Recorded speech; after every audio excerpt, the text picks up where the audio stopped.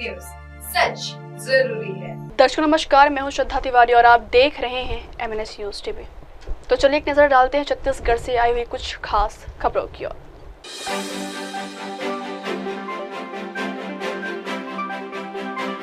पानी की समस्या को लेकर भूख हड़ताल, बड़ी दुर्घटना टली, दिल दहला देने वाली हुई घटना। पटवारी का रिश्वत लेते वीडियो हुआ मिला, नकली सोना देकर ठगने वाली महिलाएं हुई गिरफ्तार। तो आइए देखते हैं खबरें। पानी की समस्या को लेकर भूख हड़ताल। पानी की समस्या को लेकर भूख हड़ताल पर बैठे ग्रामीणों ने जिला कलेक्टर को किया घेराव। इस दौरान अनशन पर बैठे व्यक्ति की तबीयत हुई खराब। भूख हड़ताल पर बैठे ग्रामीणों की बिगड़ रही है तबीयत। प्रशासन की ओर से धरना स्थल पर किसी भी प्रकार की कोई स्वास्थ्य व्यवस्था नहीं की गई है, इससे लोगों में नाराजगी है। गौरतलब हो कि जिला मुख्यालय से 18 किलोमीटर दूर अंजोरा ढाबा गांव में विगत कई वर्षों से पानी की समस्या से वहां के रहवासी जूझ रहे हैं, लेकिन इस वर्ष पानी की समस्या ने विकराल रूप ले लिया। घटते जल स्तर के कारण वहां स्थित कई बोरवेल और तालाब सूख गए हैं, जिसके कारण पानी की काफी समस्या हो गई। आपको बता दें कि ग्रामवासियों ने 10 दिन पहले जनदर्शन में इस समस्या की शिकायत की थी और उन्होंने लिखित आवेदन दिया था कि जल्द से जल्द पानी की समस्या को दूर किया जाए, लेकिन 27 अप्रैल तक समस्या का समाधान नहीं होने के कारण ग्रामीणों का आक्रोश बढ़ गया है और उन्होंने अंजोरा चौक मुख्य मार्ग पर पंडाल लगाकर भूख हड़ताल करने मजबूर हो गए। तो आइए सुनते हैं जयंती देशमुख जी से। हैंडपंप बहुत सारे खुदाई हुए हैं, लेकिन पानी नहीं है गांव में। एक मोटर पंप है, 3 HP का है, प्रेशर उसका मतलब उसका फोर्स आधा है, और लगभग 2 HP का, 1.5-2 HP का उसका फोर्स है और 12 घंटे करीब चलता है। उसी एक मोटर पंप में पूरा गांव पानी पीता है। गांव में पानी टंकी है, लेकिन उस पानी टंकी को भरने के लिए आज 7-8 साल हो गए। उस पानी टंकी को भरने के लिए कोई उचित व्यवस्था नहीं बनाई गई प्रशासन के द्वारा। पिछले बार बोला गया था कि DMF से नदी से गर्मी के दिनों में पानी लाने के लिए तत्कालीन वैकल्पिक व्यवस्था की जाएगी 3 महीने के लिए करके। तो गांव वालों ने श्रमदान से जो है गड्ढा भी खोदा था 1.5 किलोमीटर का, किंतु दूर दूर तक के उस बारे में आगे कोई कार्रवाई नहीं की गई। आज स्थिति परिस्थिति ऐसी है कि एक मोटर पंप है, मात्र पेयजल की आपूर्ति बहुत मुश्किल से हो पाती है। वो भी एक गरीब आदमी है, 200-300 रुपये रोजी कमाने वाला गांव का आदमी है, वो दिन भर अगर लाइन लगा के पानी भरेगा तो घर वालों को खिलाएगा क्या? ये वाली समस्याएं गांव में लगभग हर दूसरे घर में उत्पन्न हो गई है। जो मैं भी गाँव वाला हूँ, मैं वहाँ मतलब मतदाता वहीं का हूँ, निवासी वहीं का हूँ, हालांकि दुर्ग शहर में रहता हूँ, लेकिन वहाँ की समस्याओं से भली भांति परिचित हूँ, इसलिए गांव वालों के साथ समर्थन में हमारे गांव वालों का सिर्फ यही कहना है कि जब कोई जैसे नवोदय विद्यालय है, वहाँ कोटनी नदी से पाइप से पानी गया, परमानेंट सॉल्यूशन हुआ है। कोटनी नदी से एक प्राइवेट फार्म हाउस में पानी जाता है 2-3 में। कोटनी नदी से पाइप बिछा के कई जगह पानी दिया जा रहा है, अलग अलग गांव में अलग अलग योजना के तहत। तो एक वैकल्पिक व्यवस्था कोटनी से 3-4 महीने के लिए एक सबमर्सिबल वहां पे डाल के पाइप बिछा के, एक दिन का काम है वो, अगर करके पानी उपलब्ध कराया जा सके तो पानी जैसा भी रहेगा, जो भी रहेगा, गांव वाले उसको उपयोगिता के अनुसार उसको ढाल के जो है उपयोग कर लेंगे। एक वो हो जाएगा, मतलब टेम्परेरी सॉल्यूशन तो हो जाएगा, जिससे कि गर्मी का जो भीषण गर्मी है वो निकल जाए। गांव में गर्मियों के दिन में ही शादी और अन्य प्रकार के कार्यक्रम होते हैं, जिसके लिए जो है गांव में लोग जो है कार्यक्रम करने से डर रहे हैं। और तो और गांव में कितना भी बड़ा आदमी हो, जो आदमी अभी भूख हड़ताल कर रहा है, 40 एकड़ का मालिक है, वो कम से कम 20 खेप पानी 4 डब्बा लेकर साइकिल में जाता है और 20 खेप पानी भरता है। उस जैसे आदमी की यह स्थिति है, तो इसलिए गरीब घर अगर गांव में है उसको लड़की नहीं देते लोग। हमारे गांव में आबादी है जिसको मुख्य कौन है? लगभग 2000 की आबादी है और जनप्रतिनिधियों की हमेशा नियत रही है करने की, लेकिन कहीं ना कहीं प्रशासन और अधिकारी उनको गुमराह करके जो है मामले को मैनिपुलेट करके आज तक के वहाँ पे कोई भी जो है उचित व्यवस्था नहीं बनाई। अगली खबर, रिपोर्टर जीतू गुप्ता की खास खबर। बड़ी दुर्घटना टली, दुर्ग में बेतरा मुख्य मार्ग हुआ जाम। अचानक आई आंधी तूफान के चलते कुदवा से देवकर मार्ग पूरी तरह से बंद है। सड़क के किनारे लगे पेड़ टूटकर रोड पर आ गए, तो वही ट्रक के ऊपर पेड़ का बसा बड़ा हिस्सा गिरा, जिससे ट्रक हुआ क्षतिग्रस्त। वही सूचना मिलते ही मौके पर पहुंची देवकर पुलिस की टीम। अगली खबर, रिपोर्टर शहजादा की खास खबर। दिल दहला देने वाली घटना, सरगुजा जिले के बतौली थाना क्षेत्र के ग्राम घोघरा से एक दिल दहला देने वाली घटना सामने आई है। एक युवती ने अपने प्रेमी के साथ मिलकर अपने होने वाले पति की कुल्हाड़ी से नृशंस हत्या कर दी और शव को जमीन में दफन कर दिया। पकड़े जाने के डर से इस प्रेमी जोड़े ने आत्महत्या की कोशिश की, जिसके बाद इस जघन्य अपराध का खुलासा हुआ। दरअसल आरोपी गगन टोप्पो और उसके प्रेमिका पुष्पा केरकेट्टा की प्रेम कहानी ने एक निर्दोष की जान ले ली। हत्या के बाद इस अपराध को छिपाने के लिए शव को जमीन में दफन कर दिया गया। मृतक अमृत लड़का सीतापुर थाना क्षेत्र के ग्राम जजगा का निवासी था, जो 26 अप्रैल से लापता था। परिजनों ने 28 अप्रैल को सीतापुर थाने में उसकी गुमशुदगी की रिपोर्ट दर्ज की थी। तो आइए सुनते हैं मृतक के जीजा एवं राजेंद्र मंडा PSDOP सीतापुर। राजेश्वर भगत। तो हम लोग को शंका समाधान वाला सूचना मिला था कि कहाँ गया है हमारा लड़का, है ना। तो हम लोग खोजते आए, भाई कहाँ है क्या है, ये कल पता चला है। ये कार्ड पूरा छप गया है, बट चुका है ना। शादी बस बचा था। कब होनी थी शादी? ये 6 तारीख को होनी थी। फिर क्या हुआ? फिर ये हालत हो गया है। अब हम क्या करें, हम संतुष्ट तो नहीं हैं। इसके बाद हम कुछ कदम उठाएंगे तो आप लोगों को क्या बताएंगे, है ना। उनके पिता हैं आप? जीजा हूँ उनका, पिता नहीं है। किसके लड़के के? हाँ, लड़के की जीजा हूँ मैं। आप लोग 100 ले जा रहे हैं कि कैसे कर रहे हैं? हमको संतुष्टि नहीं हो रहा है। 100 तो ले जाने को उचित नहीं समझ रहे हैं, लेकिन अब सहमति लेंगे अभी सभी से, सलाह लेंगे। मांग क्या आप लोगों? मांग कभी हम लोग भी इसको फांसी दिया जाए। हाँ, और कितने लोग हैं वो हम लोग सबूत मिलना चाहिए भैया, अकेले तो कर नहीं सकता है इसको। इसमें और भी लोग होंगे। लड़की भी शामिल है? लड़की शामिल, लड़की ही का मेन मुद्दा है इसमें। हर समय झूठ बोल रही है। हाँ, लड़की मेन है इसमें, मेन लड़की का करामत ही है ये वाला, है ना। क्या बताएं, लड़की ऐसा कर दी, भाग जाते हैं ना भाई। हम संतुष्ट रहते हैं, हमारा लड़के पक्ष का है ना। सब शुरू से ही बोल रहे हैं भी है कहीं तो बताओ, ये सब करो। इन लोग गुमराह कर रहे हैं, इधर से उधर, इधर से का। अभी तक नहीं बता रहा है लड़का, मैं अकेले कर रहा हूँ बोल रहा है। मतलब 2 जन ही हैं बोल रहे हैं, ये नहीं कर सकता है 2 जन। ऐसे 4-5 लोग होंगे, ये जायज़ ही बात है। ऐसे पुलिस एक्शन लेगी तो समझ में आएगा। हम लोग से तो नहीं हुआ, अब हमारा बस में रहता तो हम देखते भी। ये 26 तारीख को सीतापुर में उसके अमृत लकड़ा ग्राम जजगा गांव का है, उसे गुमशुदगी की रिपोर्ट थी और उसकी जांच पतासाजी की जा रही थी। और पिछले कल जो है पता चला कि जो है उसकी हत्या पुष्पा केरकेट्टा और बबलू टोप्पो, ये दोनों लोग मिल करके घोघरा बतौली क्षेत्र के घोघरा गांव के जंगल के आसपास उसका हत्या करके उसको लाश को दफन कर दिए हैं। और जिस पर सूचना पर जो उसमें हमने शव उत्खनन की अनुमति लेकर के उसको उत्खनन करा करके FSL टीम, डॉक्टरों की टीम और सारी टीम जितनी ज़रूरत पड़ती है सभी मौके पे आकर के उसको उत्खनन करा करके पोस्टमार्टम कराए हैं। तो वो जिसके गुमने की रिपोर्ट थी वही लड़का का शव होना पता चला है। सर, ये दोनों जो हत्या की वारदात को अंजाम दी है प्रेमी जोड़े हैं सर? हाँ, ऐसा जांच से पता चला है कि दोनों प्रेमी जोड़े हैं।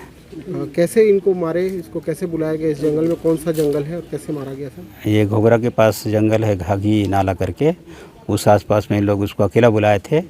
लड़की बुलाई थी अकेला और उसको जो है यहाँ पर टंगिया से उसके सिर में मार करके उसको हत्या किए हैं और उसको लाश को छुपा दिए। क्या लड़की की शादी भी होने वाली थी? लड़के की शादी हाँ इसी से तय हुई थी, जिसका हत्या हुई है इसी से तय हुई थी। शादी कार्ड वगैरह सब तैयार हो गया था। शादी का डेट मेरे क्लियर नहीं है जी। तो सर ये बताइए कि हत्या की साजिश कितने महीने पहले रची गई थी? एग्जैक्ट तो नहीं बता सकते, लेकिन कुछ महीने पहले से ये साजिश कर रहे थे उसको हत्या करने की। पहले भी कोशिश किए थे सर लोग? एक बार ऐसा जांच में पता चला है कि उसको और एक बार बुलाने का प्रयास किए थे, लेकिन वो नहीं आ पाया था, इसलिए घटना को अंजाम नहीं दे पाए थे। दोनों की गिरफ्तारी हो गई है सर? नहीं, अभी उसमें जो विवेचना के दौरान जो कार्रवाई किया जाना है वो करके फिर उसकी गिरफ्तार करके न्यायालय भेजा जाएगा। तो अभी किनसे पूछताछ चल रही है? अभी तो आरोपी लोगों से पूछताछ करके जो घटना के बारे में जो भी बातें हैं, जो भी तथ्य है, जो भी साक्ष्य है, उसको एकत्रित किया जा रहा है। सर एक बात और सामने आ रही कि कल ये लोग जब आत्महत्या की कोशिश करने का भी प्रेमी जोड़ा प्रयास कर रहा था, तो इसका खुलासा कैसे हुआ? पुलिस को कैसे संदेह हुआ कि लोग हत्या किए? ये वो उस गांव के सचिव लोगों ने उसको बतौली में किसी दुकान में रस्सी खरीदते हुए देखा था, तब उसको शंका हुई कि इन लोग आत्महत्या कर सकते हैं। तब पुलिस टीम उनके संबंध में जांच किया और फिर उसको थाना लाया तब उन्होंने पूछताछ में ऐसा बताया। तो ये सचिव लोग इन लोगों को आप पुलिस के हवाले किए थे सर? हाँ, सचिव लोग उनको ले आए थे। अग्रिम क्या किस तरह की कार्रवाई की जा रही है? अभी उसमें उसको पूरी कार्रवाई करके, विवेचना का पूरी कार्रवाई करके उसको रिमांड पर भेजा जाएगा, गिरफ्तार करके। अगली खबर, नकली सोना देखकर ठगने वाली महिलाएं गिरफ्तार। राजनांदगांव शहर के एक ज्वेलरी दुकान में नक्सली नकली सोने का जेवर देकर असली सोने का जेवर लेकर 2 महिलाओं द्वारा ठगी किए जाने का मामला सामने आया। शातिर महिलाओं के द्वारा लगभग 4,90,000 रुपए का जेवरात की ठगी की गई। मामले की रिपोर्ट के बाद पुलिस आरोपी महिला की तलाश में लगी रही। वहीं आरोपियों के द्वारा इसी तरह की वारदात को बिलासपुर में भी अंजाम दिया गया था, जिस पर आरोपियों को बिलासपुर पुलिस ने गिरफ्तार किया है। राजनांदगांव शहर के कोतवाली थाना क्षेत्र अंतर्गत भारत माता चौक स्थित लक्ष्मी ज्वेलर्स के संचालक वैभव अग्रवाल ने रिपोर्ट दर्ज कराया है कि बीते बुधवार की दोपहर 2 महिला सोने का जेवर खरीदने आए और सोने का हार, सोने का चैन, सोने का टॉप्स और सोने का झुमका दिखाने बोले। इसके बाद महिलाओं ने 9,90,000 रुपए का जेवर पसंद कर खरीदी की। इस दौरान उन्होंने अपने पास के पुराने सोने चांदी के जेवर को बदली किया, जिसका 4,88,600 रुपए हुआ। दुकानदार ने खरीदे गए जेवर की कीमत में 1,000 कम किया। तो आइए सुनते हैं पुष्पेंद्र नायक, सीएसपी राजनांदगांव जी से। क्या मामला है? कल लक्ष्मी ज्वेलर्स में करीब 2:30 बजे के आसपास में महाराष्ट्र के 2 लोग आए थे। उनके द्वारा नकली सोना देकर असली सोना लेके चले गए थे, जिस पर से उन्होंने रिपोर्ट दर्ज कराई थी, जिनका हमने पतासाजी किया है और आरोपियों को नागपुर भंडारा महाराष्ट्र से हम गिरफ्तार किया गया है। इन्होंने इससे पहले बिलासपुर में भी ठगी की थी और रायपुर में भी ठगी की थी, तो इन्हें हमें पकड़ने में सफलता हासिल हुई है और हम इन्हें बहुत ही जल्द माननीय न्यायालय के समक्ष प्रस्तुत करेंगे। पुराना कोई होगा रिकॉर्ड है? अभी हम चेक कर रहे हैं। अगली खबर, गुंडरदेही विकास खंड के ग्राम खल्लारी में किया नवीन व्यवहार न्यायालय भवन निर्माण। मुख्य न्यायाधीश जस्टिस श्री रमेश सिन्हा एवं पोर्टफोलियो न्यायाधीश जस्टिस श्री नरेंद्र कुमार व्यास कार्यक्रम में वर्चुअली शामिल होकर दी हार्दिक बधाई एवं शुभकामनाएं। जिले के गुंडरदेही विकास खंड के ग्राम खल्लारी में आज नवीन व्यवहार न्यायालय भवन निर्माण स्थल का भूमि पूजन एवं शिलालेख अनावरण किया गया। इस अवसर पर छत्तीसगढ़ उच्च न्यायालय बिलासपुर के मुख्य न्यायाधीश जस्टिस श्री रमेश सिन्हा एवं छत्तीसगढ़ उच्च न्यायालय बिलासपुर के न्यायाधीश तथा बालोद जिले के पोर्टफोलियो न्यायाधीश जस्टिस श्री नरेंद्र कुमार व्यास कार्यक्रम में वर्चुअली शामिल होकर कार्यक्रम के साक्षी बने।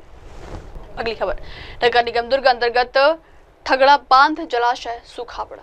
दुर्ग नगर निगम अंतर्गत पर्यटक स्थल एवं बड़ा जलाशय ठगड़ा बांध सूखा पड़ा हुआ है, जिसमें ठगड़ा बांध जलाशय से गुजरकर कई तालाबों में भी पानी पूर्ति होती है। जीव जंतु जनता का रोजमर्रा कार्य टिका हुआ है, परंतु जलाशय ठगड़ा बांध सूखने से स्थिति दुर्ग की अलग नजर आ रही है। पूर्व कैबिनेट दर्जा प्राप्त अरुण वोरा ने इस विषय को गंभीरता से लिया है और मुख्यमंत्री विष्णुदेव साय से मिलकर इस समस्या से अवगत करा जाया।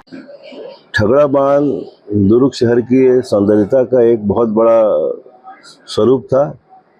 जहां वह सौंदर्यीकरण के लिए जाना जा रहा था पूरे दुर्ग जिले में, वहीं उस जलाशय में पानी भरने से लगभग 10 वार्डों में पानी पहुंचता था। उसमें 30,000 लोग निवासरत रहते हैं और कई हैंडपंप इन वार्डों में, जो 10 वार्डों के हैंडपंप है, वो हैंडपंप अब सूखने लगे हैं। जहां पानी का संकट हो रहा है इस भीषण गर्मी में, वहीं सौंदर्यता पर भी 16 करोड़ की लागत से बनने वाले ठगड़ा बांध में सौंदर्यता पर भी कहीं ना कहीं ग्रहण लग गया है। अब लोग वहाँ आना जाना आवाजाही कम हो गई है। इसलिए हो गई है क्योंकि वहाँ नौका विहार नहीं हो रहा है।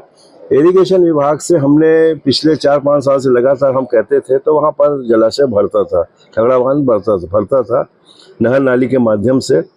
लेकिन वहाँ पर अभी जो बॉटनिकल गार्डन की जो रिटर्निंग वाल आ गई है, उसके कारण पानी रुक जा रहा है, तो नहर नाली में पानी पहुँच नहीं पा रहा है। एक तो पहले सिंचाई विभाग उसको देखे कि कहाँ से पानी का रुकाव कम हो रहा है। नगर निगम को भी इसमें मुस्तैदी के साथ जुट जाना चाहिए, क्योंकि जहाँ लोगों के पीने के पानी का संकट हो रहा है, वहीं एक सौंदर्यीकरण के नाम पर जो बनाया गया था बांध, अब वह अपनी सौंदर्यता को खोते जा रहा है।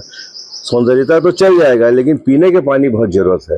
पीने इस भीषण गर्मी में आप देख रहे हैं 45-46 डिग्री में, अब 1-2 डिग्री बढ़ेगी तो पक्षी भी नीचे गिरने लगेंगे, इतनी भीषण गर्मी पड़ रही है, कहीं भी आग लग जा रही है। तो ऐसे समय में पानी का होना नितांत जरूरी है। मेरा सिंचाई विभाग के अधिकारियों से, नगर निगम के अधिकारियों से, जिलाधीश महोदय से और महापौर जी से यह निवेदन है कि वे इसको गंभीरता से ले, तत्परता से ले और पूरे शहर में पानी का संकट न हो। जैसा कि आप शीतला तालाब की बात कर रहे हैं, वो भी सूख गया है। तो ये जितना पानी का जो रास्ता है और ये ठगड़ा बांध में सीपेज आ रहा है, सीपेज को रोका जाए। तो ये सारी बातों को बहुत गहन चिंतन करके और बहुत एक इसको एक इसकी एक रचना बनाकर, संरचना बनाकर इसको पूरा करना चाहिए। क्या आपको लगता है कि पश्चाताप जो है नगर निगम कर रही है, क्या इतनी अच्छी योजना को कहीं ना कहीं जो जल संकट को दूर कर सकता है, कहीं ना कहीं फलूता लगाते हुए नगर निगम दिख रहा है? देखिए, अब ये तो बहुत बड़ी योजना थी। हमने अपने शासनकाल में 16 करोड़ की लागत से ठगड़ा बांध का निर्माण कराया था।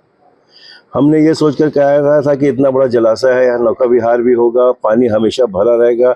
हमारे शासनकाल में तो पानी हमेशा भरा रहता था, और अगर ऐसी स्थिति आती तो हम सिंचाई विभाग में जाकर बांध को खुलवा देते थे, तांदुला से पानी आता है। ये सब काम हम लोग किया करते थे। अभी मेरा वर्तमान में जो अधिकारी हैं नगर निगम के, उनको इस दिशा में संज्ञान लेना चाहिए और ऐसी स्थिति नहीं आनी चाहिए। बहुत आपने कहा कि दुख, बहुत ज़्यादा दुख है, क्योंकि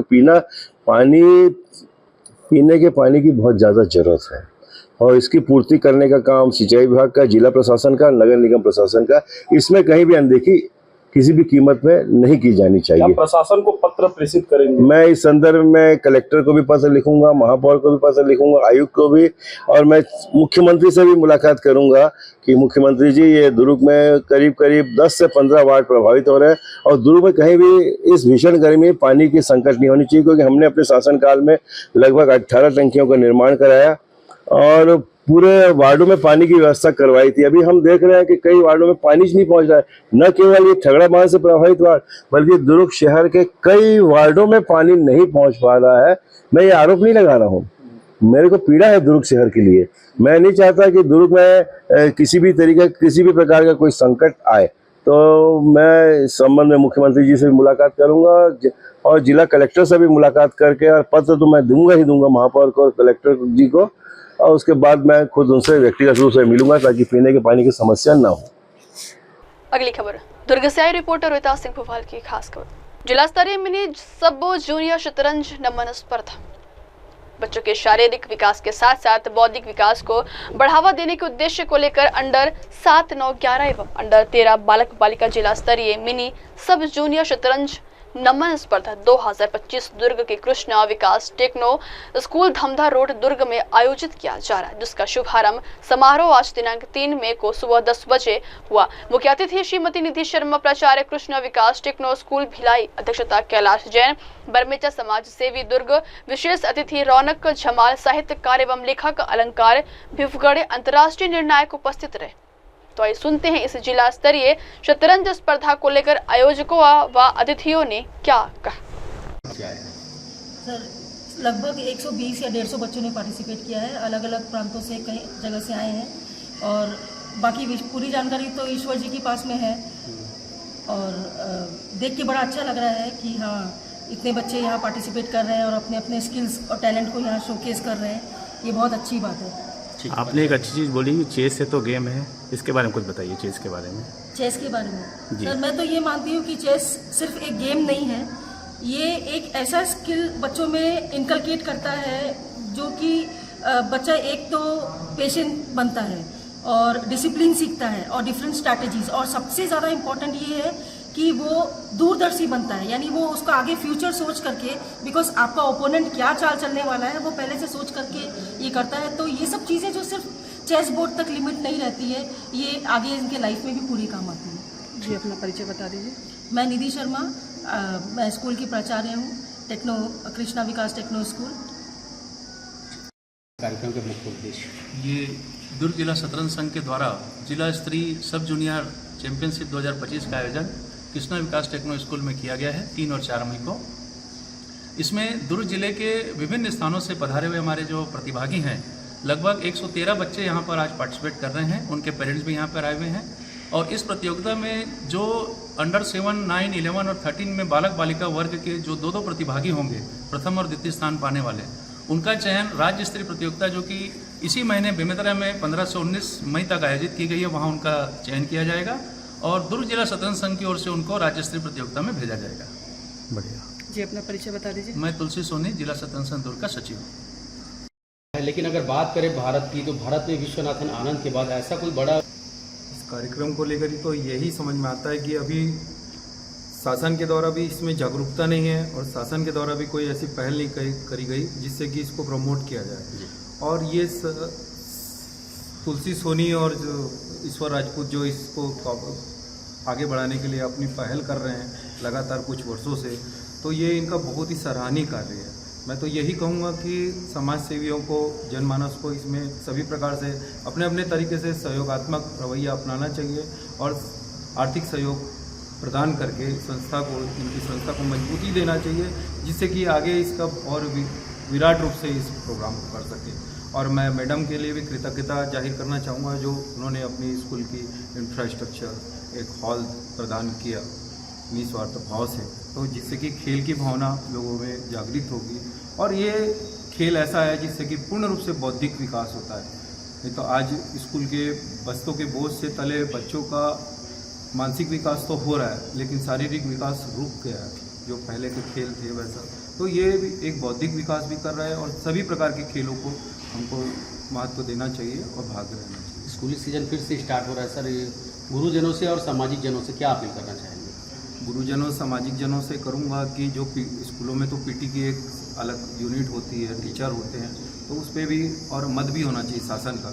खाली स्कूल के टीचर इसके लिए महत्वपूर्ण नहीं है, शासन का, जिला शिक्षा विभाग का, सबका एक मत होना चाहिए इसमें और खेल के प्रति पूरी भावना जागृत होना चाहिए, सहयोगात्मक रवैया होना चाहिए। कैलाश है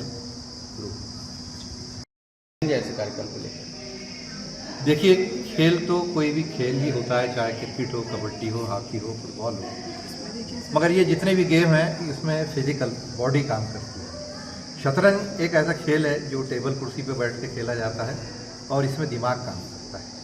शतरंज जो है दिमाग का खेल है और जहाँ तक मेरी अपनी मालूमात है ये रईसों का खेल है, क्योंकि सबसे पहले हिंदुस्तान में इसको नवाब वाजिद अली शाह ने खेला और वो अपने दरबारियों के साथ खेलते थे, वहीं से ये हिंदुस्तान में खेल बहुत लोकप्रिय हुआ और आज इंटरनेशनल लेवल पे खेला जाता है। तो इसमें सबसे पहले तो यह है कि ये खेल जो है दिमाग के साथ साथ खामोशी का खेल है और बहुत ही अलर्ट है कि खेलने का गेम है और अपने प्यादे को बचाने से ज़्यादा गौर करना पड़ता है कि सामने वाला क्या चाल चलेगा और इसके किसी भी प्यादे, घोड़े, ऊँट, वज़ीर या बादशाह को कैसा शय और मात दे सकते हैं।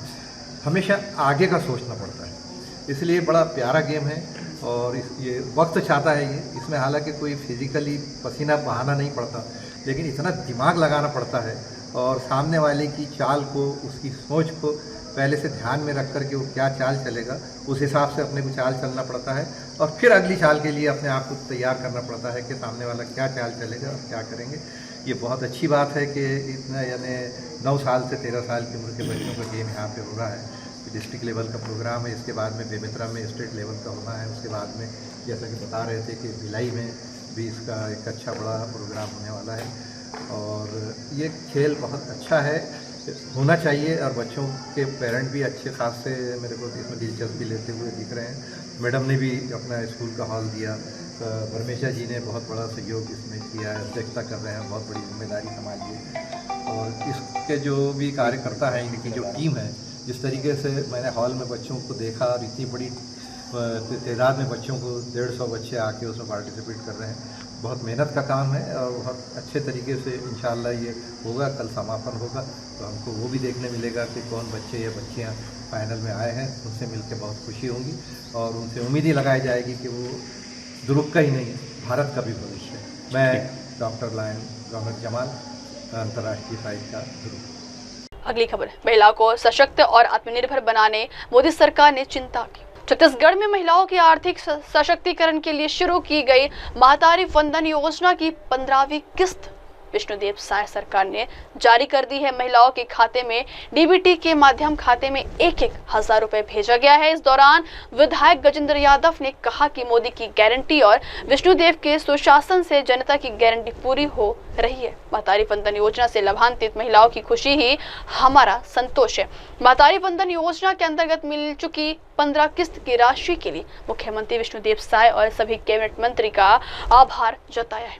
छत्तीसगढ़ में माननीय मोदी जी की गारंटी पे माननीय श्री विष्णुदेव साय जी की जब से सरकार बनी है, आज 15 माह हो गया लगातार तारीख की तारीख। आप देख रहे हैं यहाँ 3 तारीख है और कल 2 तारीख को ही हमारे प्रदेश के 55 लाख महिलाओं के खाते में वो राशि 1,000 रुपये महीने की राशि हर महीना ईमानदारी से जा रहा है। ये बहुत सौभाग्य की बात है कि लाखों की संख्या में इतनी बड़ी कोई भारत सरकार की ऐसा कोई पहला राज्य है जहां बड़ी संख्या में लोगों को ईमानदारी से वेतनमान के रूप में तारीख के तारीख कभी 4 तारीख से ऊपर नहीं हुआ, हर महीना ईमानदारी से हमारी महतारी बहन माताओं के खाते में पास राशि जाता है। उसके लिए माननीय विष्णुदेव साय जी का मैं बहुत आभार व्यक्त करता हूँ। किसानों के भी कुछ भुगतान किए जाने की बात हम लोगों ने जो जो वादा किया हमारे माननीय विष्णुदेव साय जी के शासन में, जितने वादे हैं वादे 1.5 साल भी हुए नहीं और लगभग आधे से ज़्यादा वादा हमने पूरा कर दिखाया है। हमने कहा था किसानों का धान लेंगे, 21 कुंटल लेंगे, 3100 भाव में 21 कुंटल धान लेंगे और एक मुश्त राशि देंगे। अब देख रहे हैं कि 21 कुंटल धान भी लिए, 3100 की राशि एक मुश्त में हमने अंतरण की राशि को दिया। भूमिहीन किसानों को 10,000 रुपये महीना देने का काम किया।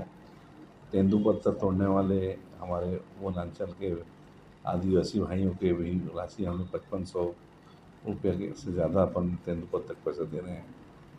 तो सरकार जितनी बात कही वो सारे चुनावी वादा जो हमने किया उसको पूर्ण किया माननीय विष्णुदेव साय जी के नेतृत्व में। और माननीय मोदी जी की गारंटी आज छत्तीसगढ़ में 100% पूरी हो रही है।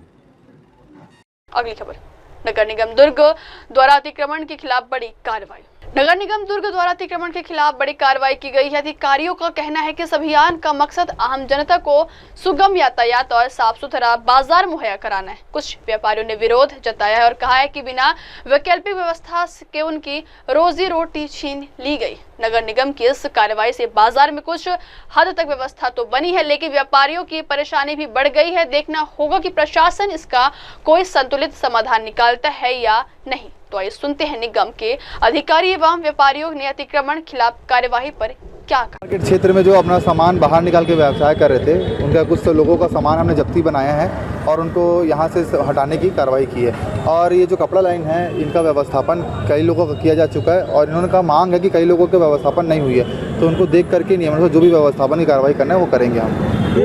पूर्व में कोई जानकारी इनको दी गई थी? हाँ, लगातार जानकारी दी जा रही है, लगातार अनाउंसमेंट कराया जा रहा है। मैं खुद आके आज दिन भर से यहाँ बैठा हूँ, जानकारी तो दी गई है। पूरे दुर्ग शहर में हो रही है कि कुछ जगहों में हो रही है? नहीं, ये अभी प्रारंभ हुआ है कार्रवाई होना और इसके बाद हमारा आगे का भी प्लान है जो सभी तरफ कार्रवाई होगी। जी बताइए कि आप लोगों को क्यों यहाँ से हटाया जा रहा है? 2010 में निगम प्रशासन ने इस लाइन से हम लोग को एक बार हटाया था। उस समय हम लोगों को एक 5,000 की रसीद, एक 2,000 की रसीद काटा गया था। 5,000 वाले को कुछ लोगों को 4 से 5 दुकानदार को स्टेट बैंक के पीछे दिया गया था। 58 दुकान 2,000 वाली रसीद थी, जिसको निगम प्रशासन दुकान देने का इलाट करने का हम लोगों को 2,000 की रसीद काटी थी। लेकिन आज बलपूर्वक आकर के बड़े पूंजीपतियों के कहने में ये नहीं चाहते हैं, ये प्रशासन निगम के लोग नहीं चाहते हैं कि छोटे व्यापारी अपना कारोबार करें। बलपूर्वक आकर के बिना नोटिस दिए हम लोगों को यहाँ पर हटाया जा रहा है, जिसमें हम लोगों को 1 घंटे या 1 मिनट का भी समय नहीं देना चाहते हैं। हम लोगों ने कहा कि हमको समय दे, हमारे पास कोर्ट का ऑर्डर भी है। कोर्ट ने निगम को आदेश दिया था कि हम लोगों को व्यवस्थापन किया जाए, तो निगम हमको 3-4 बार बुलाई और बोली कि हम आप लोगों को व्यवस्थापन करेंगे। आज भी उच्च अधिकारी जो अभी अधिकारी आए, उन्होंने भी कहा कि हम लोग पहले आप लोगों को जगह देंगे, उसके बाद आप लोगों को हटाया जाएगा। लेकिन कुछ देर के बाद पुलिस प्रशासन को बुला करके इन लोगों ने बलपूर्वक हम लोगों को 1 घंटे का समय भी ना दिया हटाने के लिए। यहाँ पर हम लोग को बोला गया। परिचय बताइए। मोहम्मद तबरेज खान, कपड़ा व्यापारी संघ।